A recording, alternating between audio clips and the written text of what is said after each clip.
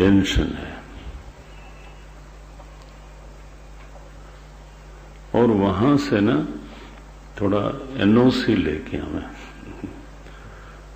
No objection certificate, असली जो passing authority है वो अपने मालिक साहब को बना लीजिए। जो भी हमारे इष्ट देव हैं अब वहां हो, अच्छा उन्हीं का कोई साकार विग्रह होता है गुरु, जिसमें दृढ़ रूप से गुरु भाव है, तो वही क्रिया गुरु के सामने भी होती है, हो सकती है, अगर किसी में ठीक ठीक से गुरु भाव बन गया हो तो बोलता चलता है ना वो, फिर तो वहां रख दें, देखो ये सुविधा हो जाती है थोड़ी। तो यहां से तो साधना शुरू होती है, जब हम पूजा करते हैं और फिर धीरे धीरे कर्म भी आराधना के पुष्प बनते हैं। आराधना के पुष्प माने उनकी प्रीति का कारण बनना। आप किसी को पुष्प देते हो तो आखिर परिणाम क्या होता है? वो प्रसन्न होता है, यही तो। फूल देना थोड़ा प्रयोजन है, फूल देना उसकी प्रीति में कारण बनता है, उसकी प्रसन्नता में कारण बनता है, इसलिए हम पुष्प देते हैं। तो असल पर्पस तो है कि कोई ऐसी चेष्टा मैं करूं जिससे मेरे प्रभु के हृदय में प्रीति का अंकुरण हो, स्फुरण हो। बस यहां से साधना शुरू होती है। और फिर एक एक क्रम गिनाया। तो जो चौथा श्लोक था वो यति की रहनी के ऊपर आई बात। श्रवण हो गया, मनन हो गया, रहनी हो गई, ठीक है ना। नाउ रहनी का भी निरूपण हो गया, तो श्रवण मनन के बाद और जो अंतिम मंत्र है इसमें तो निदिध्यासन का निरूपण है। अंतिम पड़ाव का जो लक्ष्य में प्रवेश है उसका निरूपण है।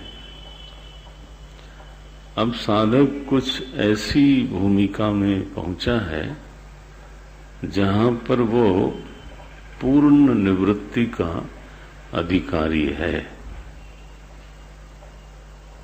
अब प्रवृत्ति का वो अधिकारी नहीं है।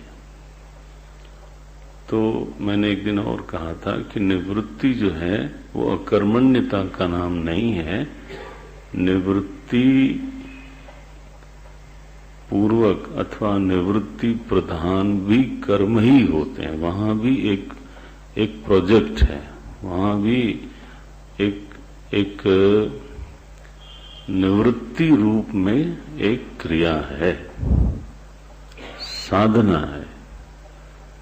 तो कैसा बोलते हैं? एकांते सुखम आस्यताम।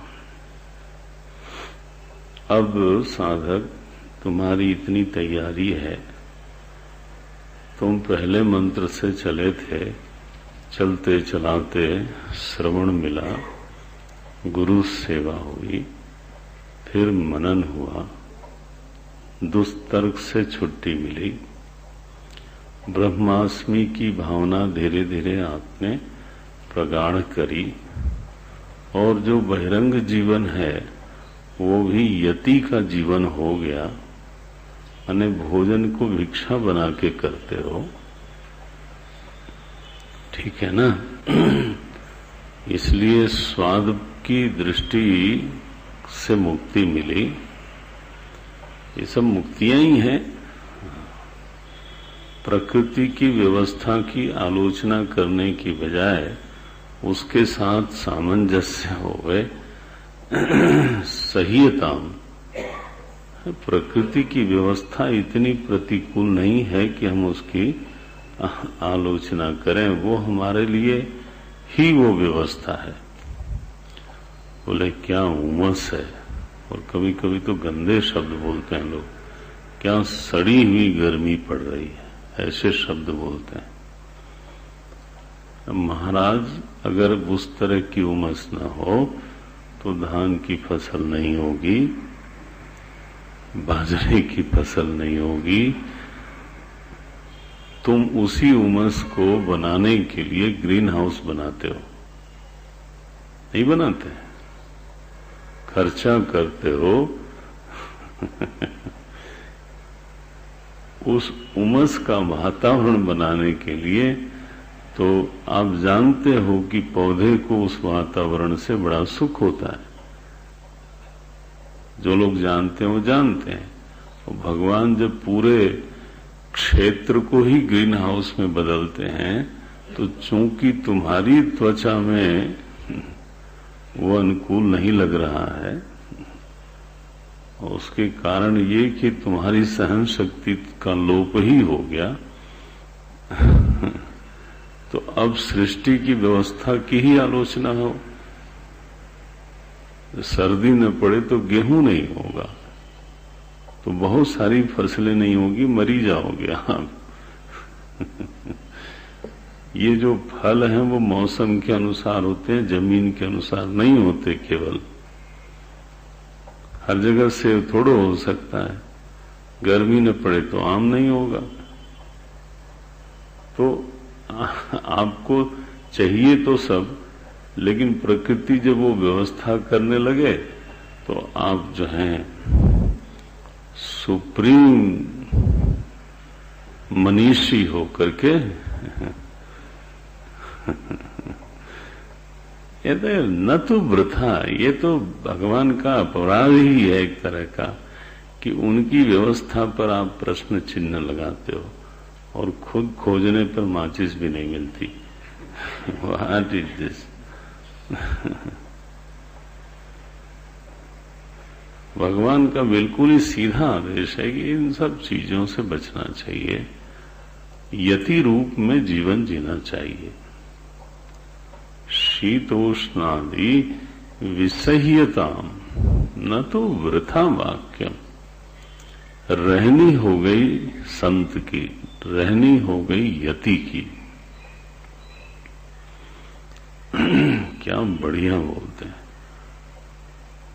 जन कृपा नैष्ठुर्यम उत्सृज्यता, वो औदासीन्यम, उदासीनता प्रिय लगने लगे। असंगता में से जो प्रेम का निर्झर प्रकट होता है, वो निस्वार्थ प्रेम दूसरे के हृदय को जितना तृप्त करता है, उतना लोभ मिश्रित प्रेम अथवा आकांक्षा मिश्रित प्रेम उतना दूसरे के हृदय को कभी भी तृप्त नहीं करता। I want to be loved one, लेकिन मुझसे कोई प्रेम करे आकांक्षा के साथ, तो वो मजा तो नहीं आता है। और जब कोई प्रेम करे और उसकी मुझसे कोई भी आकांक्षा न होवे, अरे उसी प्रेम की तो लोगों को भूख है। तो हम दूसरे को बाध्य नहीं कर सकते कि तुम ऐसा प्रेम मुझसे करो, लेकिन मैं तो किसी को ऐसा प्रेम कर ही सकता हूं। लेने में स्वातंत्र नहीं है, ठीक है ना, लेकिन देने में तो स्वातंत्र है ही है। तो जहां आप स्वतंत्र हो वो काम क्यों नहीं करते? हम सिर वहीं मारते हैं जहां मेरी स्वतंत्रता नहीं है, और फिर वो टूटता है सिर। और क्या, सिर टूटता मैंने दिल घायल होता है। बोले दुनिया बड़ी स्वार्थी है, टूट ही गया ना फिर। आप दे दो ना किसी को ऐसा प्रेम जो बिना आकांक्षा के हो, वो तब तक नहीं हो सकता जब तक आपके भीतर असंगता सिद्ध न हुई हो।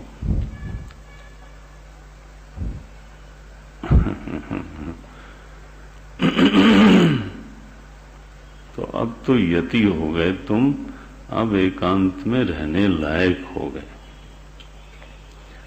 सुखम आस्यताम एकांते, एकांत निवास का भी कुछ नियम होता है।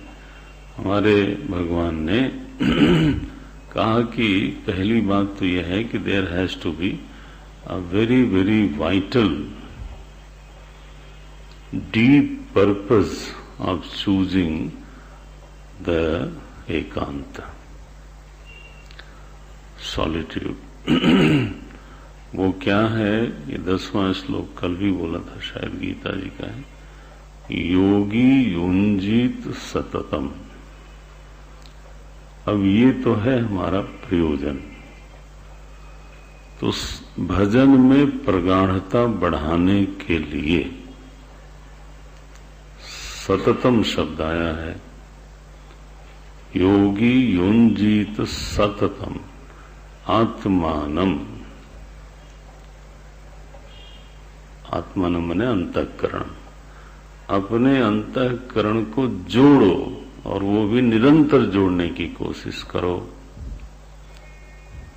तो अब इसमें जो सहायक चीजें हैं वो 10वें श्लोक में गिनाई गई गीता जी के। हाँ, गीता जी के क्या है, एक योगी युंजीत सततम आत्मानम रहस्य स्थित, थोड़ा अनजान गुमनामियत को उससे ले लो और ज्यादा पॉपुलराइज करने की अपने को जरूरत नहीं है।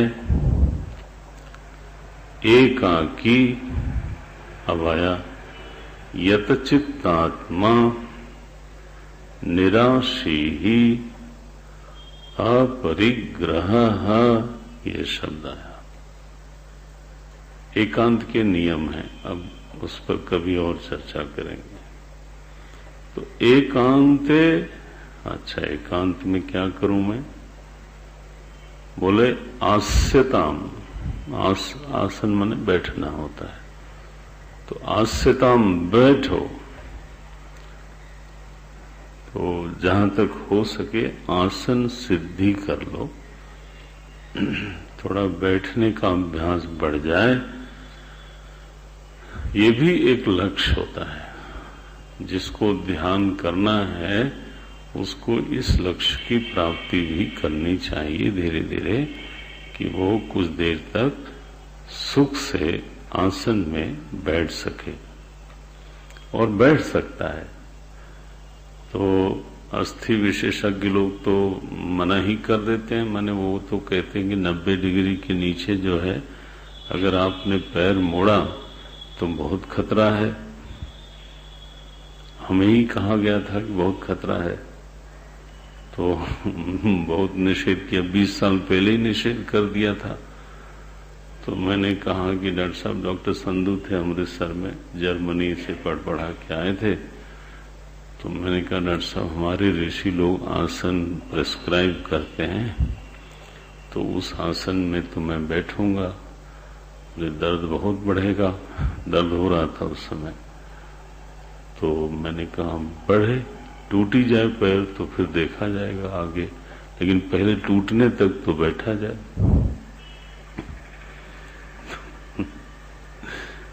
बोले ये अजीब समरी जाए भाई, आप प्रेमी थे। बोले वो 6 महीने में हमारा दर्द ही ठीक हो गया। तो आसन से जीवन भर बैठा जा सकता है, ये बिल्कुल एक सच्चाई है। हमारी हड्डी जो है ना, बड़ी विचित्र मटेरियल से बनी है, जो शायद मनुष्य बना नहीं सकता अभी वो मटेरियल। टूटी हुई हड्डी जीवित व्यक्ति की अगर एक साथ मिला के रख दी जाए तो वो खुद ही जुड़ जाती है, डॉक्टर थोड़ा जोड़ता है। जोड़ता है, टांका लगाता है। ऐसा कोई मटेरियल है हमने जो बनाया हो कि पास पास रखने से इसमें इतनी लचक है कि कल्पना भी नहीं होती। हमारे कुछ योगी मित्र हैं, महाराज कमाल लगता है कि इसमें हड्डी है कि रबड़ है। हड्डी को ही रबड़ जैसा लचीला बना लेते हैं। तो ये हो सकता है थोड़ा ऐसा विश्वास करा जाए, और जो प्रिस्क्राइब्ड आसन है उनमें थोड़ा बैठना चाहिए। इसमें एक बात और निवेदन करूं कि आसन तो पता नहीं पूरी 300 से भी ज्यादा बताते हैं लोग, है ना। वो उसके विशेषज्ञ उधर बैठे हैं, वो कराते भी हैं रोज। लेकिन मैंने एक बार अपने किसी योगी मित्र से पूछा जो आसन इत्यादि करते थे बहुत नियम से। मैंने कहा इसको आसन क्यों बोलते हो तुम? ही आसनम माने बैठना, तो ये शीर्षासन को भी आसन बैठो बोलो, और पता नहीं क्या क्या आसन है, ऐसे टेढ़े मेढ़ा शरीर हो जाता है, वो सब आसन है। आसन क्यों बोलते हो उसको? व्यायाम जैसा लगता है, तो आसन शब्द क्यों बोलते हो? तो बोले ये तो ध्यान नहीं दिया था। तो उनका पर्यवसान स्वास्थ्य में नहीं, स्वास्थ्य तो बाई प्रोडक्ट है। सारे आसनों का फल ये होना चाहिए कि मुझे सुख से बैठने में मदद मिले, बस। और अगर वो नहीं होता तो आप चाहे जितनी मर्जी आसन करो, तो वो आसन शब्द कहलाने लायक नहीं है। वो स्वास्थ्य में पर्यवसान नहीं माना गया है, बैठने में पर्यवसान। It has to be culminated into sitting ability. यही हुआ ना फिर, तब तो वो आसन शब्द वाच्य बनेंगे। तो दीर्घ काल तक बैठने में समर्थ हो। बोले आस्यताम, बोले मैं तो लेट के ध्यान करता हूं। तो यहां आस्यताम लिखा है। गीता में भी उपविश्य आसने युंज्यात ऐसा लिखा है। हर जगह बैठने की बात क्यों करते हो? मैं तो लेटे लेटे ध्यान करता हूं। बोले हाँ, अब आप खुद ही जानते हो कि क्या ध्यान करते हो। शरीर की मुद्रा का कुछ न कुछ क्रिया के साथ संबंध होता है, ऐसा है। आप एक बाल्टी पानी भरी हुई लेके चलो तो एक तरफ झुकी जाते हो तो आसानी होती है, नहीं? पहाड़ पे जब चलते हो तो थोड़ा झुक के चलो तो आसानी होती है, और उतरते समय सीधे रहते हो तो आसानी होती है। क्यों सीधे रहते हो? झुको तो पता चला मुंह के ही बराबर गिर गए। तो आप अपनी हर क्रिया देखो। तो तुम कहते हो लेटे लेटे ध्यान करते हैं, तो फिर तुम खड़े खड़े सोते क्यों नहीं हो? इसलिए ये सब कुतर्क करने की जरूरत नहीं है। बैठना जो है वो ध्यान की क्रिया की सहायक मुद्रा है। इसलिए बैठने की सलाह दी जाती है। वो एक सहायक मुद्रा है। बैठने से मन जो है अंतर्मुखी होता है। बल्कि यहां तक भी निर्णय है, जो अभ्यासी लोग हैं, कि आसन ठीक लगे तो मन शांत हो जाता है, और मन शांत हो तो आसन ठीक लग जाता है। दोनों बातें। आप अनुभवी होंगे तो जानते होंगे, नहीं तो आप कभी भी इस अनुभव को देखोगे, पालोगे तो मान लोगे। जिस दिन मन चंचल है उस दिन आसन भी ठीक से नहीं लगता। It has a very deep relation. और नहीं लगता है, मन चंचल अशांत इत्यादि है, तो जबरदस्ती लगाओ, थोड़ी देर में मन जो है वो ठीक हो जाएगा। तो ये सब इंटीग्रेटेड है, इसमें कोई इतना सब अलग अलग चीजें नहीं है। ये अनुभव की बात है, आप खुद ही करके देख लेना। तो आस्यता, और आस्यता में बहुत तकलीफ हो रही हो तो उस आसन का अभ्यास बाद में कर लेना, लेकिन ध्यान करते समय सुखम आस्यता बैठें और दीर्घ काल तक बैठने का अभ्यास करें। फिर थोड़ा थोड़ा थोड़ा थोड़ा बढ़ाते बढ़ाते फिर चेतः, अब देखो यही है प्रोजेक्ट आपकी, चेतः परतरे समाधीयताम, जो पर से भी परे है। जैसे सुंदर तर होता है ना, वैसे ही शब्द है यहाँ परतर, सप्तमी बनाएंगे तो परतरे, माने पर जो है प्रकृति को प्राय बोल देते हैं, तो पर से भी जो ऊपर वस्तु है ना, आत्म चैतन्य और अपना स्वरूप, उस चिन्मय आत्मा में, चिदात्मा में, जिसका एक नाम दृष्टा भी है, उस दृष्टा में दृश्य के अभाव में उसको दृष्टा नहीं बोल पाते, तो शुद्ध तत्व ही बोल देते हैं। गीता जी में उसके कई नाम बताए अलग अलग संदर्भों से। अभी तो आप पढ़ ही रहे हो, लेकिन मैं दूसरा शब्द बोलता हूं, उपद्रष्टा। पहले ये कहा, मालिक साहब जो हैं बड़ा नजदीक से देखने वाली चीज है, वो देखते रहते हैं। ऐसा साफ दीवार पे लिखा हुआ सत्य है। आई टेल यू, ध्यान ही नहीं जाता हम लोगों का, पढ़ते नहीं। उपद्रष्टा अनुमंता च भर्ता भोक्ता महेश्वर,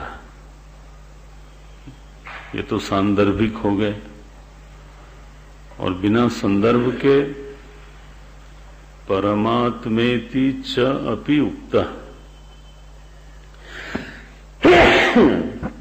परमात्मा भी उसी को कहा जाता है। बोले महाराज वो तो वैकुंठ में होगा। बोले देहेस्मिन, आप जरा कल्पना करो, उन्होंने ये भी नहीं लिखा कि हृदय में है। आश्चर्य नहीं होता, हमको होता है महाराज, आपको पता नहीं। बहुत कम जगह ये बात कही गई हो। प्रायः कहा जाता है हृदय में है, प्रायः कहा जाता है बुद्धि गुहा में है, लेकिन भगवान तो डंके की चोट पे बोलते हैं, देहेस्मिन पुरुषः परः, अस्मिन देहे परः पुरुषः निवसति। परमात्मा इति उक्तः, उसका नाम एक परमात्मा है। सांदर्भिक रूप से उपद्रष्टा, अनुमंता, भर्ता, भोक्ता, महेश्वर, इतने सारे नाम गिने। बढ़िया है, भगवान से ही गाइडेंस लेनी चाहिए ना। भगवान के बारे में वही तो बताएंगे, और कौन बताएगा।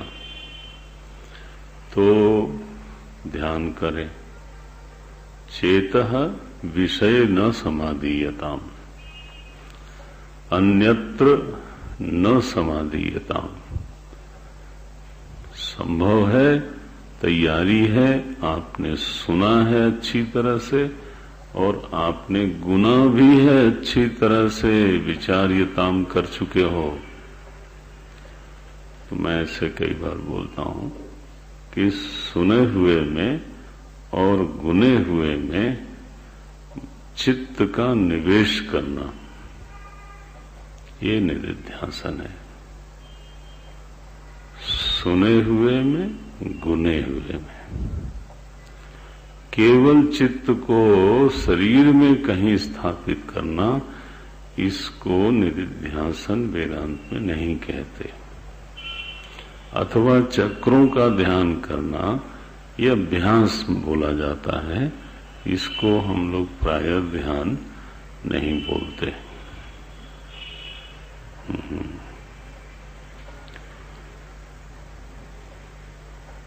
और आप समझ लो, इसके अलावा कोई किसी चीज को हम ध्यान नहीं बोलते, उसको हम अभ्यास बोलते हैं। तो गीता जी का ही सहारा लें तो 12वें अध्याय के 12वें ही श्लोक में ये बात आई है, श्रेयो ही ज्ञानम अभ्यासात्।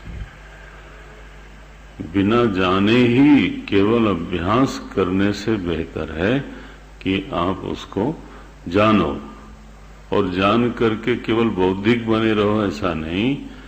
तो ज्ञानाध्यानम विशिष्यते, जान करके फिर उसका ध्यान करो। तो आप ऐसे ले लो, फिर से वाक्य बोलो, सुने हुए में, गुने हुए में चित्त का निवेश करना, चित्त को प्रवाहित करना, चित्त का आधान करना। और आधान भी कैसा? समाधीयताम, सम्यक रूपेण आधीयताम। दीर्घ काल तक आस्वादन किए करता रहे चित्त, है ना। चिन्मय प्रभु में चिद रूप आत्मा में बैठ के चित्त उसका आस्वादन करते रहे, ये स्थिति प्राप्त करो। ये गहरी अंतरंग साधना है। ऐसा अगर होने लग जाएगा तो क्या बोलते हैं, पूर्णात्मा, ये जीवात्मा नहीं, हाँ, देहात्मा नहीं, कुछ न कुछ कमी ही लगी रहती है, बोले वो नहीं। पूर्णात्मा सुसमीक्षत, ईक्षण करो, देखो, साक्षात अपरोक्ष अनुभव करो। ये अंतिम है नहीं ये, तो फिर तो बात ऐसी ही होगी।